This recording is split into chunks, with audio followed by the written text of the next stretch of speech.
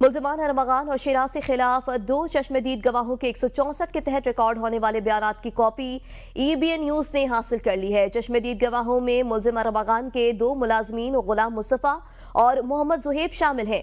दोनों चश्मदीद गवाहान और मुल्ज़िम अरमगान के मुलाजमीन ने जुडिशल मजिस्ट्रेट के सामने 27 फरवरी को बयानात रिकॉर्ड करवाए। बयान के मुताबिक दोनों गवाह अरमगान के पास उनके बंगले में काम करते थे।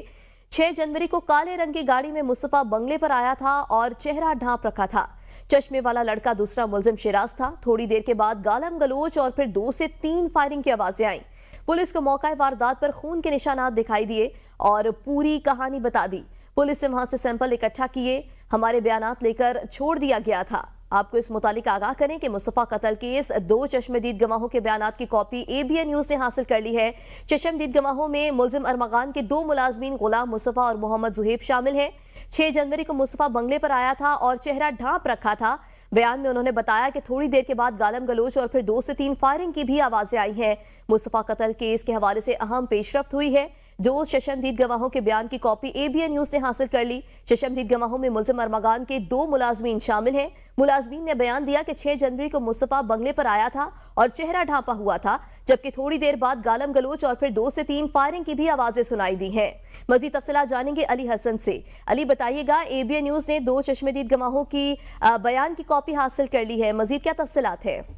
जी बिल्कुल, सिटी कोर्ट में कायम जुडिशल मजिस्ट्रेट के रूबरू मुस्तफ़ा के अगवा और कत्ल केस में मुल्ज़िम अरगमान के दो मुलाजमीन गुलाम मुस्तफ़ा और मोहम्मद ज़ुहैब की जानिब से ज़ेर दफ़ा 164 के तहत अपने बयानात जो है वो रिकॉर्ड करवाए गए हैं। और ये बयानात 27 फरवरी को रिकॉर्ड कराए गए थे, जिन्होंने अपने बयानात में ये कहा कि हम दोनों बॉस अरगमान के पास इनके बंगले में काम करते थे। 6 जनवरी को काले रंग की गाड़ी में मुस्तफ़ा बंगले पर आया था और उसने अपना चेहरा ढांपा हुआ था। वो लड़का बंगले के ऊपर वाले फ्लोर पर बॉस के पास चला गया, जहां चश्मे वाला लड़का एक पहले से मौजूद था। चश्मे वाला लड़का दूसरा मुल्जिम शेराब है। थोड़ी देर बाद गालम गलोच और फिर 2 से 3 फायरिंग की आवाजें आई। हम डर कर बाहर जाने लगे तो बॉस ने बुलाकर कहा, ऐसा कोई मसला नहीं है, डरो मत, अपने कमरे में जाकर दरवाजा लॉक कर लो। थोड़ी देर बाद बॉस ने दोबारा बुलाया और शावर और कपड़े लेकर आने को कहा गया, जिस पर ये लोग दोबारा ऊपर गए तो इनसे कहा गया कि खून यहाँ पर मौजूद है, वो साफ कर लो। बयानात में गवाहों ने मजीद कहा है कि रात को 1 बजे हमने खाना खाया तो देखा वहाँ सन्नाटा था और मुस्तफ़ा की गाड़ी भी मौजूद नहीं थी।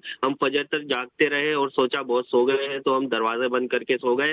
दोपहर में 1:30 बजे आंख खुली तो कोई हमारे कमरे की खिड़की जोर जोर से बजा रहा था। हमने खोला तो देखा वहां पर बॉस और दूसरा चश्मे वाला लड़का मौजूद थे। इसी दिन बॉस ने हमें ऊपर दोबारा बुलाया और ठीक से खून साफ करवाया। जबकि गवाहों ने मजीद कहा है कि 5 फरवरी को पुलिस ने रेड किया तो ऊपर से फायरिंग की आवाजें भी आई थी।